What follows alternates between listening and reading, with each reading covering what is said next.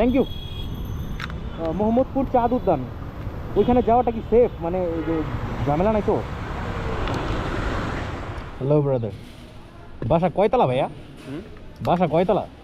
না, আবার ভিতর থেকে আবার একটা জিনিস ডাক দিচ্ছে। না, এই জন্য তো আমি উপরে দেখলাম যে বেশি তো না, 15-20 তলা হইলে পরে এতক্ষণ লাগে লিফটে। আসসালামু আলাইকুম, hello happy people, welcome to another new video. আশা করি সবাই ভালো এবং সুস্থ আছেন। আলহামদুলিল্লাহ, আমিও ভালো আছি। ভাই, আমার ভিডিও শুরুর মতো পৃথিবীর প্রত্যেকটা জিনিসেরই একটা ভূমিকা থাকে।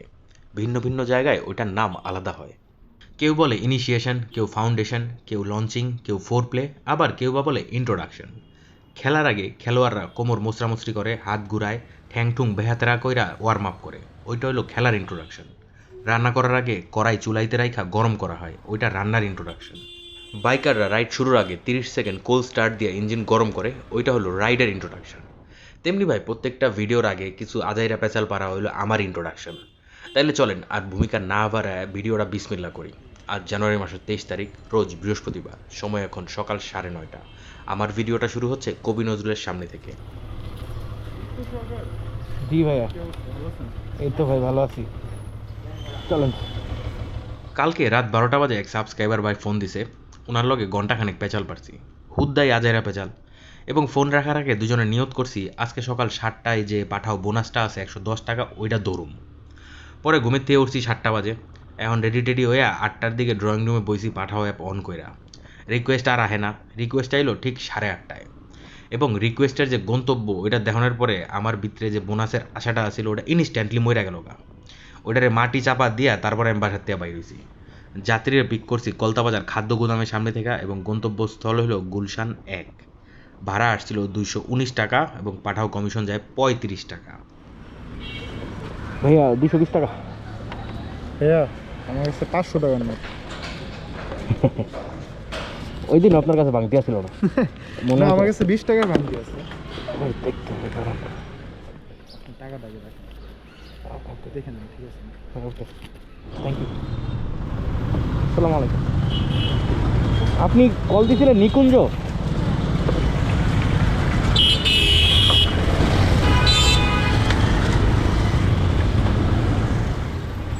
কোন দিক দিয়ে যাবো? এদিক দিয়ে গেলে তো অনেক জ্যাম পড়বে, এদিক দিয়ে যাই। হ্যাঁ হ্যাঁ, ওঠেন।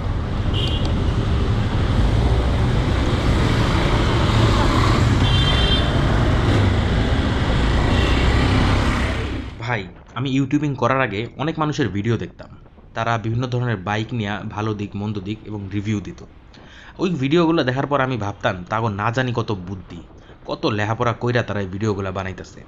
আসলে ভাই, আহামরি কিছুই না। আপনি একটা বাইক নেবেন, ওটারে চালাবেন, তারপর আপনার কাছে যে জিনিসগুলো ভালো লাগবে ওগুলা বলবেন ভালো, যে জিনিসগুলো খারাপ লাগবে ওগুলা বলবেন খারাপ, শেষ। কিন্তু আবার এখানে একটা কথা আছে, যদি কোম্পানি আপনার স্পন্সর করে অথবা বাইকটা ফ্রিতে দেয়, তাহলে তো আর ভাই খারাপরে খারাপ কন যাইব না, তখন সবই ভালো কইতে হইব। যাই হোক, এই যে আমার হাতে বাইকটা দেখতেছেন, এটা হলো বাংলাদেশের one of the top selling bike. আগে ছিল পালসার, কিন্তু বর্তমানে এখন এফজেডএস ভার্সন 2। এটা নিঃসন্দেহে একটা ভালো বাইক। তবে বিগত 2 দিন ধরে চালানোর পর আমার কিছু জিনিস খারাপ লাগছে, আজকে ওগুলা কিছু বলতে চাই।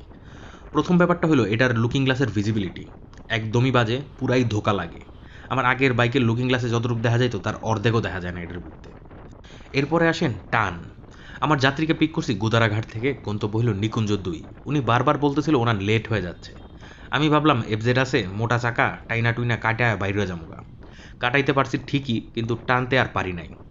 ভাই, গাড়ি ভাগেই না। একটা 125 সিসি গাড়ি চালালে যেরকম লাগে আমার মনে হতেছিল ওইটাই চালাইতেছি।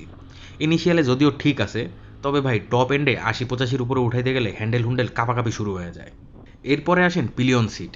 যদিও এই বাইকের রাইডার সিটটা বাংলাদেশের সব বাইকের চেয়ে কমফোর্টেবল, তবে পিলিয়ন সিটটা একটু ঢালু করা। হালকা ব্রেক ধরলেই না পিলিয়ন এসে আমার গায়ের সাথে চিপকায়া যাইতেছে। আজকে 2টা মহিলা যাত্রী ছিল, আমার খুবই আনইজি লাগতেছিল। এরপরে এটা টার্নিং রেডিয়াস। ভাই, এত বড় টার্নিং রেডিয়াস আমি কোনো গাড়িতে দেখি নাই, যদি এটা কোম্পানি বানাইছে, করার কিছু নাই। এরপরে আসেন তেলের ব্যাপারে। ভাই, গাড়িটা যেদিন আমি আনছি ওইদিন আমাকে বলা হয়েছিল তেল কম আছে ভরে নিতে, কিন্তু মিটারে দেখলাম 3 কাটা তেল আছে। আমি ভাবলাম উত্তরা থেকে তো পুরান ঢাকা যাওয়াই যাবে 3 কাটা দিয়া। কিছু দূর যাওয়ার পর ভাবলাম চেক করি যে চাবিটা অনে না রিজার্ভে, কিন্তু আমি জানি না যে এফআই গাড়িতে চাবি থাকে না। অনেকক্ষণ খোঁজাখুঁজির পরেও তেলের চাবি খুঁজে পাইলাম না। পরে টাঙ্কি খুলে দেখলাম 100 টাকা তেল আছে। ভাগ্য ভালো আমি টাঙ্কিটা খুলছিলাম, কারণ 100 টাকা তেল থাকার পরেও মিটারে দেখাচ্ছে তেলের কাটা 3 দাগ আছে। তাইলে বলেন এটা মানুষের ধোকা দেওয়া না? রাস্তাঘাটে তো পরে গাড়ি ঠেলতে হইব এমনি লইয়া। এই মিটারের প্রবলেমটা কি মানে সব এফজেডেই এরকমই হয় নাকি শুধু আমারটাই হইতেছে আল্লাহ মাবুদ জানে। তবে ভাই নিঃসন্দেহে তারপরে আমি বলতে চাই যে এইটা হইলো বাংলাদেশের ওয়ান অফ দ্য বেস্ট গাড়ি এবং আমার যদি টাকা থাকতো আমি এই গাড়িটাই নিতাম। 100 দিয়ে নাও।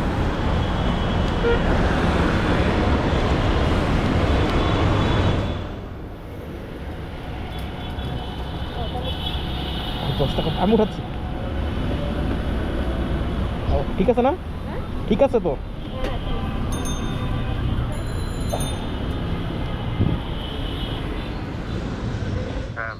হ্যাঁ ভাইয়া চলে আসছি লোকেশনে।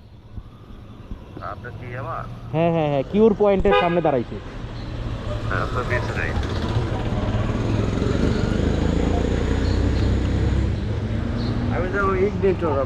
আসসালামু আলাইকুম ভাইয়া, চেঞ্জ করছি তো জাস্ট 2-4 দিন, একটু ভাবলাম যে ট্রাই করে দেখি কেমন লাগে। এটা নাকি অনেক কমফোর্ট।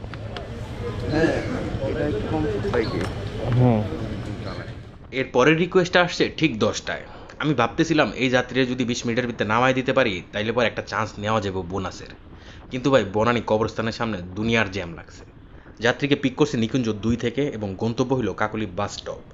যাত্রীর ভাড়া আসছিল 153 টাকা এবং পাঠাও কমিশন যায় 18 টাকা। 5 টাকা আছে? কয় টাকা? 5 টাকা।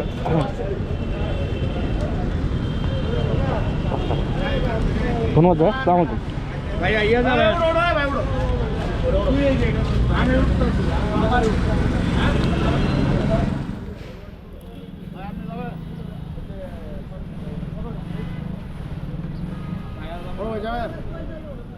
লোকটা আমার জিজ্ঞেস করতেছিল সদরঘাট জজকোর্ট যাবো নাকি। ভাই কাকলি থেকে সদরঘাট জজকোর্ট মিনিমাম হলো 300 টাকা ভাড়া আসতো। গড়িতে পাচ্ছিল তখন 10:35 আর আমার একটা রিকোয়েস্ট লাগে। আমি ওইটা মানা করে দিলাম, রওনা দিয়ে দিলাম গুলশান 2-এর দিকে।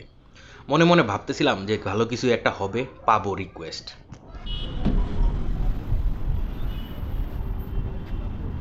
Thank you.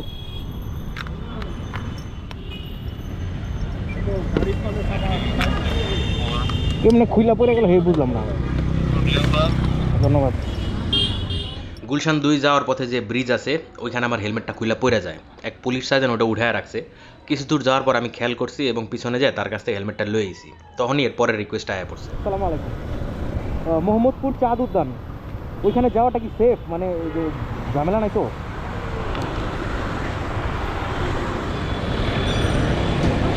হ্যাঁ হ্যাঁ যাবো যাবো। ভাই অনেক বাইকে দেখবেন কি সারি কাট থাকে না। ওই সব বাইকে মহিলারা যদি একদিকে 2 পা দিয়ে ওঠে তাদের এক পা থাকে পাদানিতে এবং আরেকটা পা বাতাসে ঝুলতে থাকে, তখন দেখতে খুবই বাজে দেখা যায়। আমার এই বাইকেও সারি কাট নাই। পিছে যে আপুটা বসছে ওনার একটা পা বাতাসে ঝুলতাছিল। এটা চিন্তা করে আমার খুব খারাপ লাগতাছিল। এই রিকোয়েস্টটা আসছিল 10:45-এ এবং সেই সাথে আমার 110 টাকার যে বোনাস অফারটা ওইটাও কমপ্লিট হয়ে যায়। যাত্রীকে পিক করছি নর্থ এন্ড কফি গুলশান 2 থেকে এবং গন্তব্য ছিল চাঁদ উদ্যান মোহাম্মদপুর। যাত্রীর ভাড়া আসছিল 195 টাকা, ডিসকাউন্ট ছিল 20 টাকা এবং পাঠাও কমিশন যায় 23 টাকা। নামার পর যাত্রী বলতেছিল যাত্রীর বাসার পাশেই নাকি সেই বিখ্যাত সাদেক এগ্রো।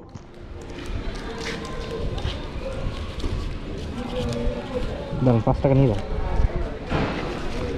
আই থিঙ্ক আমি আপনাকে 200 দিয়ে ফেলছি। ও হ্যাঁ 50 দিচ্ছি। কত? 75 আর 20 টাকা দিলে আমি 5 টাকা দেবো। Okay thank you.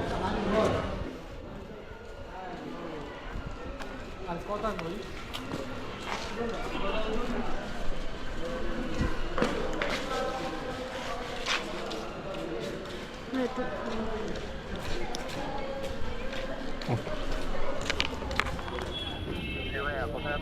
এই যে একটা মসজিদের কোনায়, কুবা মসজিদ নাকি যেন, এই যে ভাই আমি। ও আচ্ছা আপনি? হ্যাঁ ভাই এটা তো মসজিদ না নাকি? হ্যাঁ হ্যাঁ এটা কি মসজিদ? কুবা? কোবা মসজিদ। হ্যাঁ হ্যাঁ আপনি যাবেন হলো বনশ্রী। আগের যাত্রীকে নামানোর প্রায় সাথে সাথেই পরের রিকোয়েস্টে চলে আসে। ঘড়িতে বাজে 11:23। যাত্রীকে পিক করছি আমি মোহাম্মদী হাউজিং থেকে এবং গন্তব্য হইল বনশ্রী ব্লক সি। ভাড়া আসছিল 215 টাকা এবং পাঠাও কমিশন যায় 13 টাকা। আসাদ গেট দিয়ে যখন বেরোচ্ছিলাম তখন কিন্তু স্কুল ছুটি হয়েছে।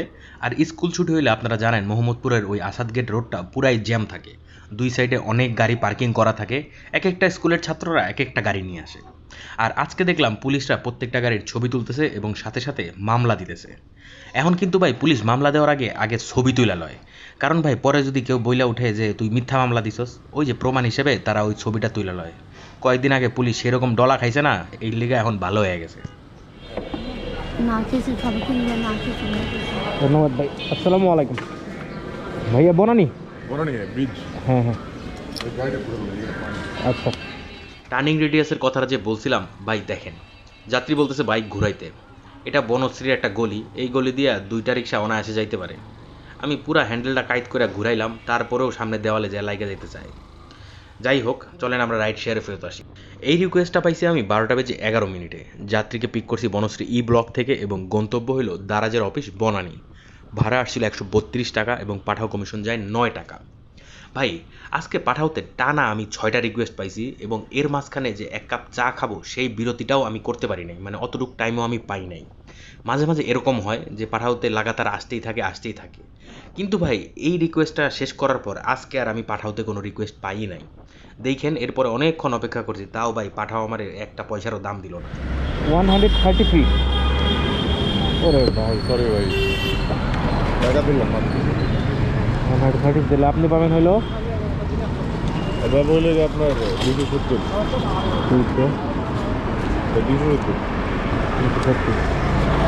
আমি তো 3 টাকা পাবো তোকে। হ্যাঁ দেন 3 টাকা, আপনার চেঞ্জ দিয়ে দিলাম। একটু দিয়ে দিন আমার, কত কমপ্লিমেন্ট ঠিক আছে। ওকে, থ্যাংক ইউ। ওকে ভাইয়া। কুড়িল বিশ্ব রোড ভাইয়া। এই যাত্রীকে পিক করছি বনানী খেলার মাঠের সামনে থেকে এবং গন্তব্য হলো কুড়িল বিশ্ব রোড। দূরত্ব 6 কিলোমিটার। ইন ড্রাইভে ভাড়া অফার করছিল 100 টাকা, আমি ওইটা দিয়ে রাজি হয়ে গেছি। ভাই বইয়া থেকে তো কোনো লাভ নাই, তাই না? যত ঘুরবে চাকা ততই মিলবে টাকা। আর নামার পর যাত্রী আমার বলতেছে ওনার কাছে ক্যাশ নাই, বিকাশে পেমেন্ট করবে। এখন তাকে যে আমি নাম্বারটা বলবো, ওই সময়ই সার্জেন্ট আমাকে 3 বার ইশারা দিছে যে ওখান থেকে সামনে যাইতে। আমি কোনো মতে তারা নাম্বারটা কয়েই টান দিয়া বাইরে হয়ে গেছি। ওদিক দিয়ে যাত্রী আমার চিল্লাইয়া কইল, ভাই চিন্তা করেন না, টাকা পাঠায় দিতেছি। ভাই বিশ্বাস না থাকলে মানব সভ্যতা টিকে থাকবে না। আচ্ছা, ওই নাম্বারে বিকাশ না আরেকটা নাম্বার আছে 01। আগের যাত্রীকে কুড়িল বিশ্ব রোডে নামাইছি 1:15। তারপর ঘাট পাড় দিয়ে বসুন্ধরার ভেতরে যে আইউবির সামনে দাঁড়াইছি। ওইখানে 2:30 পর্যন্ত অপেক্ষা করছি ভাই, পাঠাওতে কিছুই আসলো না। একটা পার্সেল রিকোয়েস্ট আসছিল, ওইটা আমি ক্যান্সেল করে দিছি। আর তারপরে কোফা লেগে গেল, আর কোনো রিকোয়েস্ট আসে না। আমি মোবাইল রিস্টার্ট দিলাম, অ্যাপ রিস্টার্ট দিলাম, তারপরেও কিছু হইতেছে না। ওদিক দিয়ে ইন ড্রাইভে একটার পর একটা রিকোয়েস্ট খালি আইতেই আছে। পরে শেষমেশ একটা না পাইরা রিকোয়েস্ট অ্যাকসেপ্টই করলাম ইন ড্রাইভে। যাত্রী আছে বসুন্ধরা আই ব্লকে, গন্তব্য হইল রামপুরা ব্রিজ। সে ভাড়া অফার করছে 148 টাকা, দূরত্ব হইল 9 কিলোমিটার। ঠিকই আছে। হ্যালো ব্রাদার, বাসা কয়তলা ভাইয়া? বাসা কয়তলা?